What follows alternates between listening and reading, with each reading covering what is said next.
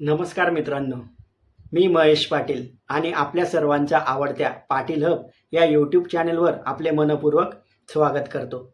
मित्रांनो, टी संदर्भातील सर्वोच्च न्यायालयाच्या निर्णयामुळे राज्यातील अनेक शिक्षकांमध्ये संभ्रमाचं वातावरण निर्माण झालेलं आहे. याच पार्श्वभूमीवर महाराष्ट्र राज्य शिक्षक परिषद प्राथमिक विभाग अखिल भारतीय राष्ट्रीय शैक्षणिक महासंघ संलग्न महाराष्ट्र राज्य शिक्षक परिषद प्राथमिक विभागाने महत्त्वाची भूमिका मांडली आहे.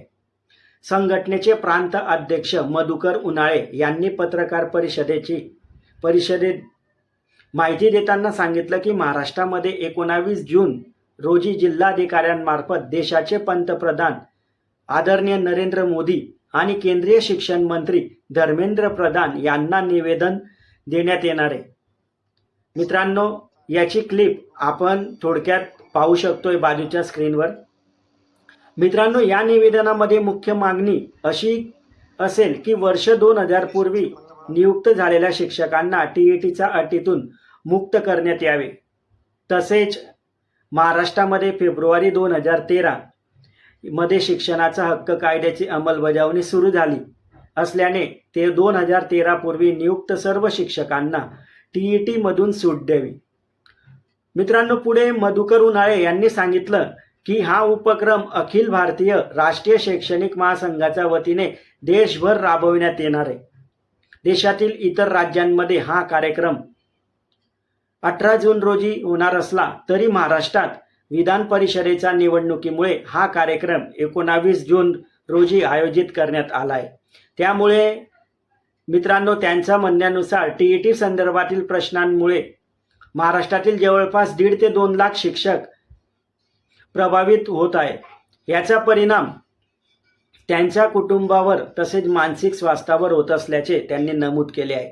मित्रांनो, पत्रकार परिषदेत त्यांनी असेही सांगितले, शिक्षकांना विद्यार्थ्यांना शिकवण्याचे काम करू द्यावे. टीईटी या प्रश्नातून मुक्तता करण्यात यावी.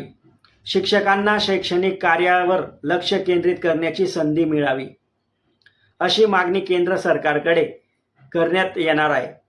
यावेळी मित्रांनो, टीईटी मधून सूट मागणी मागील भूमिका त्यांनी स्पष्ट करताना त्यांनी सांगितले की ज्या काळात संबंधित शिक्षकांची नियुक्ती झाली त्यावेळी टीईटीची अट अस्तित्वात नव्हती आणि त्यावेळेचे सर्व नियम व प्रक्रिया यांचे पालन करूनच नियुक्त्या झाल्या होत्या.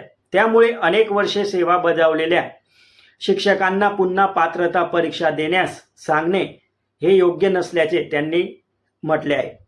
तसेच शिक्षकांवर विविध शासकीय व अशैक्षणिक कामाचा ताण असल्याने त्यांना अभ्यासासाठी पुरेसा वेळ मिळत नसल्याचा मुद्दाही त्यांनी मांडला. शिक्षकांकडून जनगणना, सर्वेक्षण, विविध शासकीय माहिती संकलन यासारखी कामे घेतली जात असल्याचे त्यांनी नमूद केले. मित्रांनो, गुणवत्तेच्या प्रश्नावर बोलताना त्यांनी असेही मत व्यक्त केले की केवळ वस्तुनिष्ठ स्वरूपाची परीक्षा उत्तीर्ण होणे म्हणजे गुणवत्तेचा एकमेव निकष नाही. अनेक वर्षाचा अध्यापनाचा अनुभव आणि कार्यही तितकेच महत्त्वाचे असल्याचे त्यांनी सांगितले. मित्रांनो, या प्रकरणातील न्यायालयीन पार्श्वभूमी स्पष्ट करताना त्यांनी असेही सांगितले की सांगली जिल्ह्यातील मिरज येथील एका अल्पसंख्याक शिक्षण संस्थेने शिक्षक भरती संदर्भात न्यायालयात याचिका दाखल केली होती.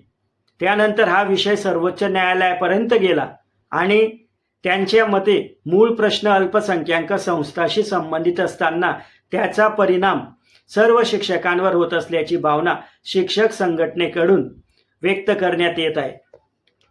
मित्रांनो, या विषयावर तुमचे मत काय आहे की 2013 पूर्वी नियुक्त शिक्षकांना टीईटी मधून सूट मिळावी का? जर तुमचे मत असेल तर मला कमेंटमध्ये नक्की कळवा. आणि मित्रांनो, हा व्हिडिओ आवडला असेल तर मात्र लाईक करा आणि जास्तीत जास्त शिक्षक बांधवांपर्यंत शेअर करा. आणि अशाच शैक्षणिक व शिक्षक संबंधित अपडेटसाठी आपलं Patil hub YouTube channel subscribe करायला विसरू नका. मित्रांनो, खाली सबस्क्राईब बटन दिलं आहे, त्याच्यावर क्लिक करा आणि चॅनलला सबस्क्राईब करा. लवकरच आपण पुढच्या व्हिडिओमध्ये भेटू. तोपर्यंत धन्यवाद. जय हिंद, जय महाराष्ट्र.